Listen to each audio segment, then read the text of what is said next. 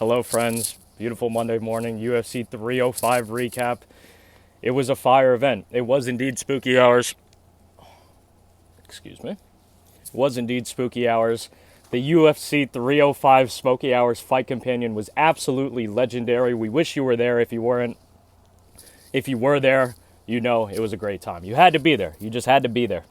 Hopefully we see you coming up this weekend. Without further ado, I will be recapping these fights, starting off with the early prelim opener of Stuart Nickel versus Jesus Aguilar. Man, this was the beginning of Spooky Hours. If you were in the Spooky Hours live stream, I unfortunately predicted how this one was going to go. Slightly. Not exactly, but slightly. I was saying we're going to be in good shape as long as Jesus Aguilar doesn't come out with a crazy overhand right and then just pounces on a guillotine.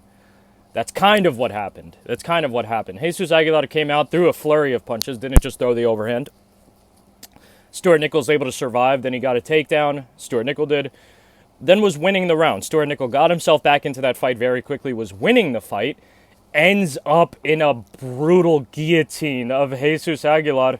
If you watch the prediction video, or if you've watched Jesus Aguilar fight, or you looked at his Tapology record, you'll know that's one of his legitimate weapons. It's not a fluke if Jesus Aguilar gets a guillotine on you and makes you tap. That's his shit. Not only did he finish Stuart Nickel, very high level accredited legitimate black belt, he choked him the fuck out. It was brutal, insane finish. That was a first round finish, if I'm not mistaken, as well. Insane work from Jesus Aguilar. Man, that was a great win. I was saying Jesus Aguilar, nowhere near as bad as everyone thinks he is, and he was able to show that. Even though I got that pick wrong. Moving on to the second early prelim. Kenan Song Kanan versus Ricky Glenn. Excuse me. Jesus Christ. Thought this fight was going to be a lot more decisive in favor of Kenan Song. Kenan Song was whooping him, but it seemed like Song gassed super early on and just was never able to finish some of the dangerous sequences that he was finding later on in the fight. He beat Ricky Glenn decisively, so that was very calm, but I expected Kenan Song to get that one done by KO TKO. He did not, but good work from Kenan Song. Very calm. Moving on to Tom Nolan versus Alex Reyes. First thing I want to say is that if you bet on Tom Nolan at the minus 1,100 odds that he was offered at, that was insanity.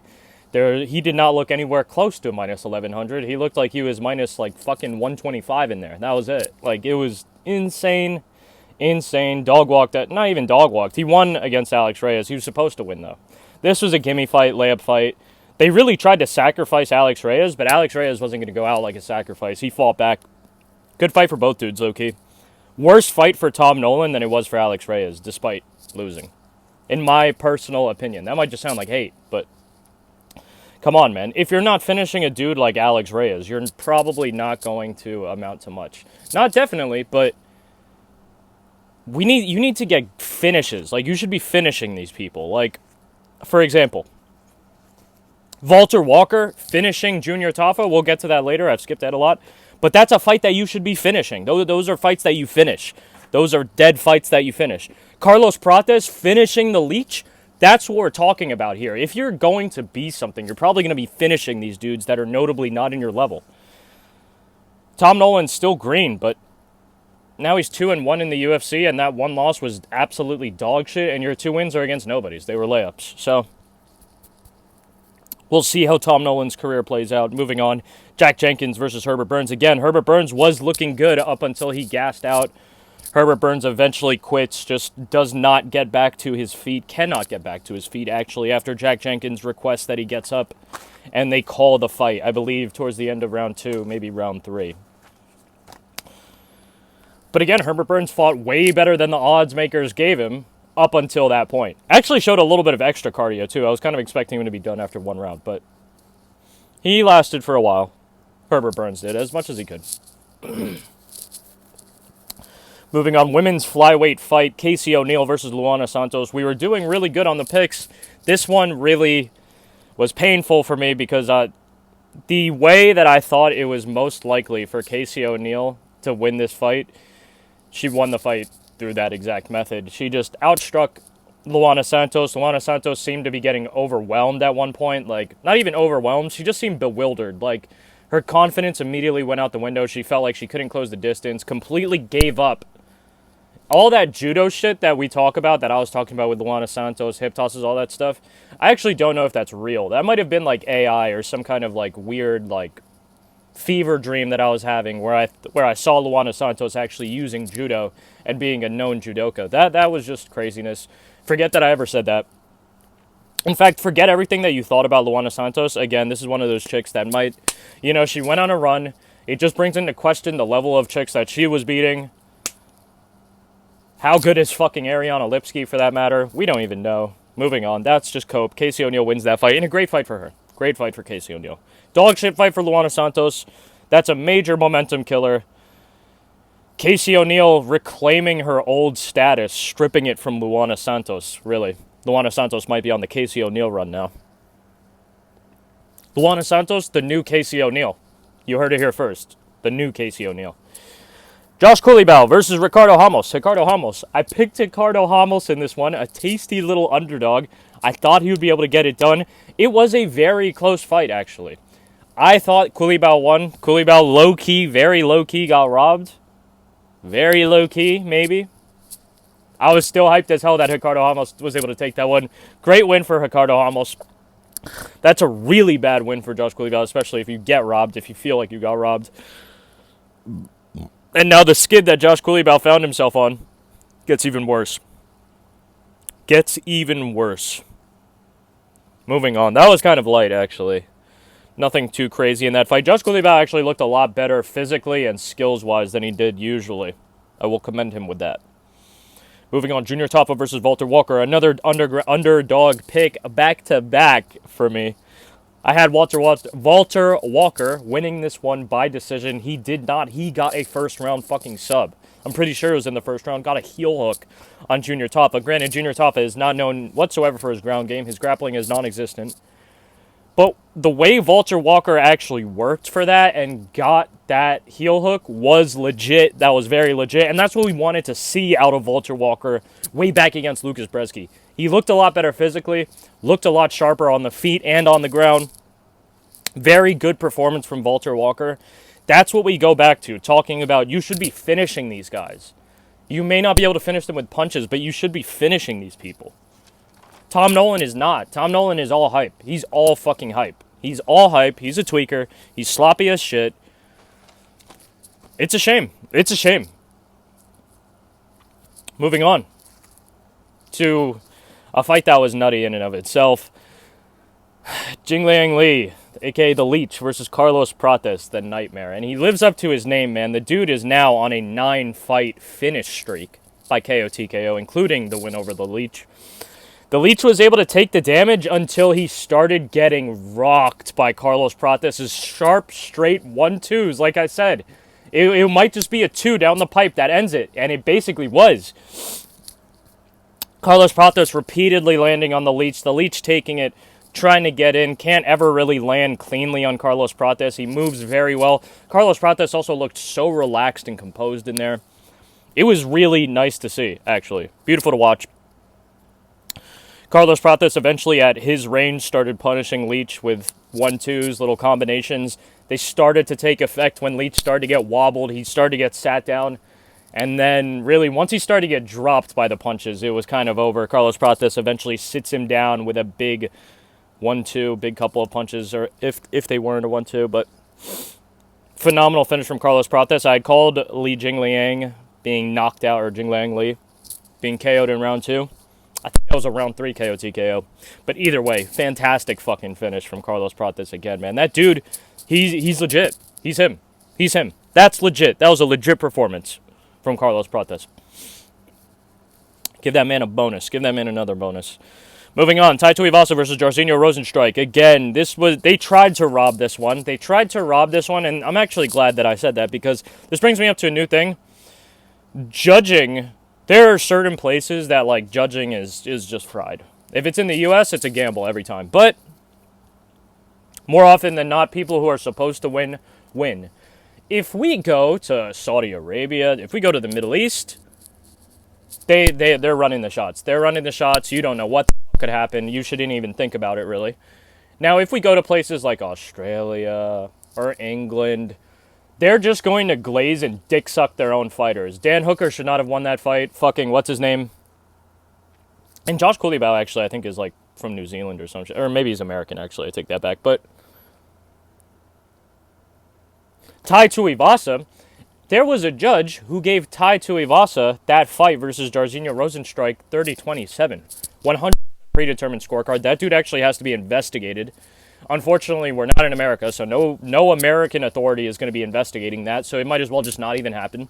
It's crazy because from what I know about Australia, it's actually like a dystopian fucking Black Mirror Hunger Games futuristic state. Like, no freedom of speech. You talk shit online, you'll have cops coming up to your door. It's crazy shit. And they're robbing people. That's another thing. If you're not you're just going to get fucking robbed in your fights if it goes to decision. That's one thing you should know. They tried to give Tai Tuivasa this fight 30-27. Tai almost got finished multiple times and was dog shit. Looked as shitty as he's ever.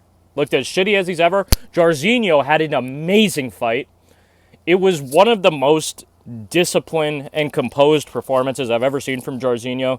It was a perfect game plan that he did not stray away from. He just cooked Tai Tuivasa. He showed there's levels. There's really levels. Even at 5 years older, there's levels. There's a reason why that dude beat Shamil Gaziev. There's a reason why Jairzinho has fought and won some of the fights that he has. Excuse me. Moving on. Mateusz Gamrot versus Dan Hooker. I was just talking about this a little bit. Mateusz Gamrot, I feel, should have won this fight. I'm actually not seeing anywhere near the amount of robberies that I would have seen. In fact, a lot of people agree with Dan Hooker winning that fight. I don't know how you can think that. Dan Hooker took way more damage, was knocked down just as much. And the striking, if you say Dan Hooker got the better of him in the striking, only just. I will agree with that, but my caveat is only just.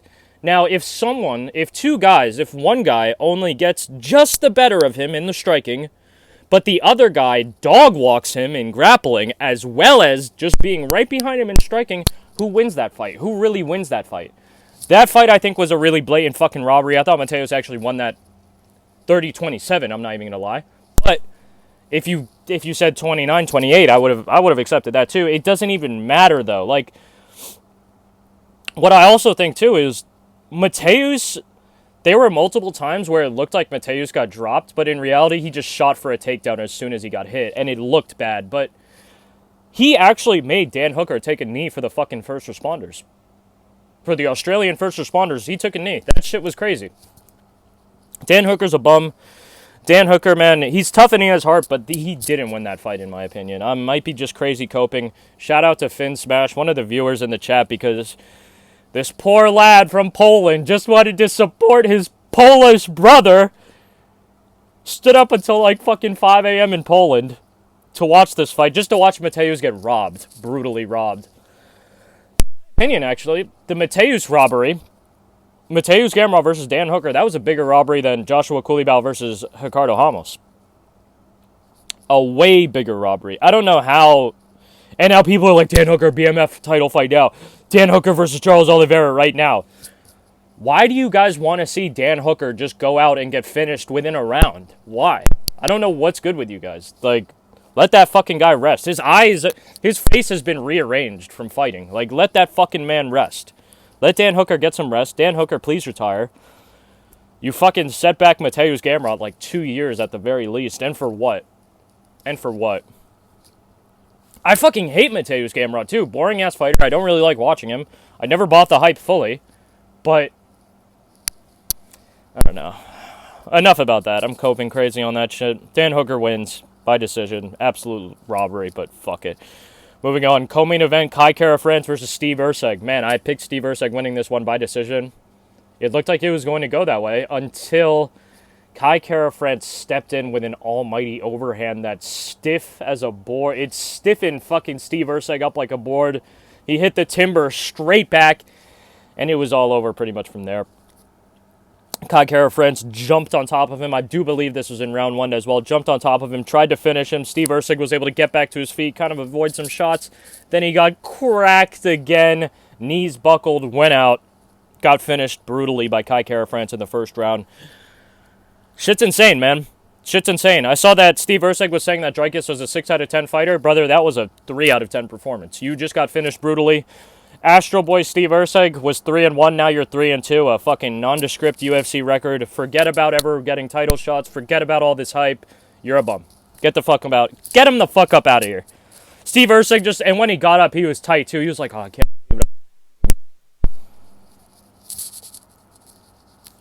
believe it. You saw Kai Kara France screaming and doing the haka and fucking pulling the skin off of his face in front of you, and you were just looking at him like this. Like you were posing. You were posing. You thought that they were going to be showing TikToks and Instagram reels of Kai emoting on you and then you reacting with nothing and then you getting a knockout. No, brother. No. You're finished. You're finished, Steve. It's over. It's over for you. It's over for you. They might try to give you, and by they I mean the UFC. The UFC might try to give you a layup fight for your next one. I hope not. I hope it's actually over for you. Moving on to the main event. Dricus Still Knocks Du Plessis versus Israel, the last stylebender Adesanya. I fucking called this fight perfectly. I had called Dricus Du Plessis by submission in round number 4. Now what happened? What happened in this fight? One of my boys was coping in the chat. He was saying that Israel was winning these rounds. That did not happen. Israel was getting his ass beaten in that fight. Not dog walked, but he was losing. He was just straight up losing. He was outstriking Dricus like 3-1, 4-1, and yet Dricus, every time he was landing the more effective shots. He just was. Izzy lands 4 shots, Dricus barely moves. Dricus lands 1 glancing blow, Izzy's fucking ducking and diving out of the way. And getting dropped. Israel got knocked down multiple times. Fight by Dricus. Izzy was on the run multiple times in that fight by Dricus. It's kind of crazy. I thought Dricus had won the first 3 rounds. The third round was pretty close up until I think Dricus had started to control it, and then he was able to steal that one. Round 4, Israel was actually winning, funnily enough. But Izzy also, I'm kind of getting ahead of myself there. Izzy has an amazing poker face. I was screaming in the live stream. I was like, I think Izzy's hurt, because the announcers weren't saying it. Excuse me, Dricus wasn't saying anything. Of course, Dricus wasn't saying anything, but he wasn't pressing forward like he sensed blood in the water. He sensed that there was a finish close. Izzy has an amazing poker face. You could only literally see it in like his legs. Like when he would move around, they would be wobbly. But it happened multiple times. Izzy got hurt multiple times before he even got dropped the first time. But then once he got dropped, it was the beginning of the end. Dricus kept on pressuring him, gave chase whenever Izzy tried to fucking flee. Not tactically retreat. Whenever he tried to fucking flee, he turned his back and ran. Tackled him like he was in Red Dead Online and then fucking choked him out in the 4th round with a beautiful rear naked choke. Izzy taps quick. Dricus has the choke with his ankles crossed. It's okay. Izzy doesn't know about the secret white belt technique. It's fine. It's fine.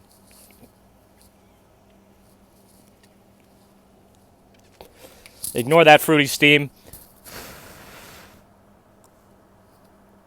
The main event really made up for it because I think UFC 305 was actually just good. It wasn't great.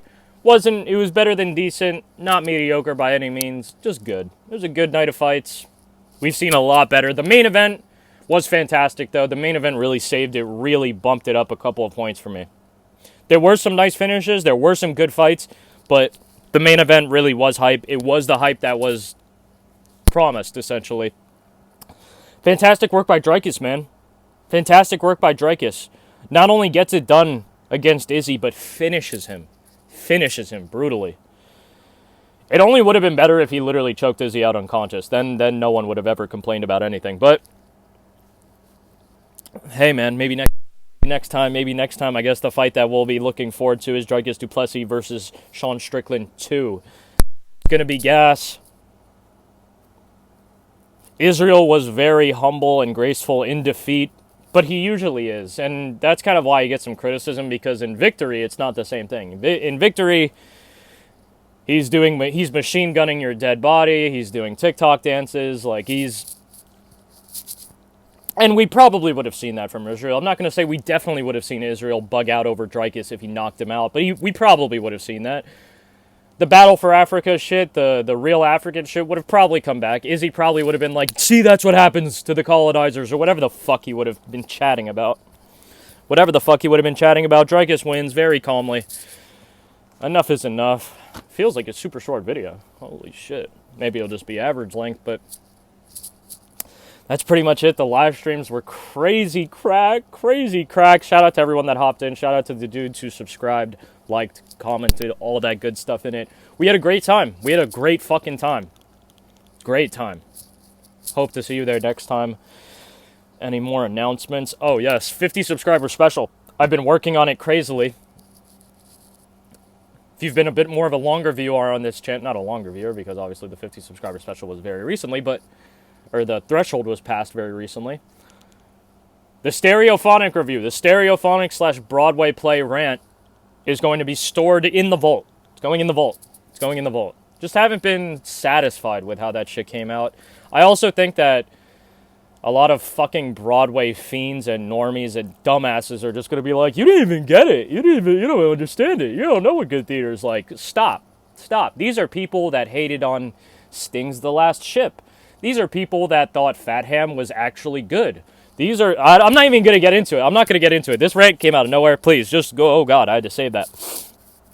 The new 50 subscriber special is going to be not too far off from what you might think of as slop or non-tent, but it's a video. It's a style of video that I enjoy watching actually a lot. And it might even blow up this channel. Who knows? Pray for peace on earth. Hold your family close. Like the video if you like it. Dislike the video if you dislike it. But let me know in the comments why. Leave a comment just telling me your thoughts. What you had for breakfast. Anything. Subscribe if you want to see more content. UFC Smoky Hours Fight Companion coming up next week as always. Picks probably coming out tomorrow for the UFC Fight Night this weekend. Maybe even today, but probably tomorrow. I would expect them to come out tomorrow. As always, much love. Big kiss.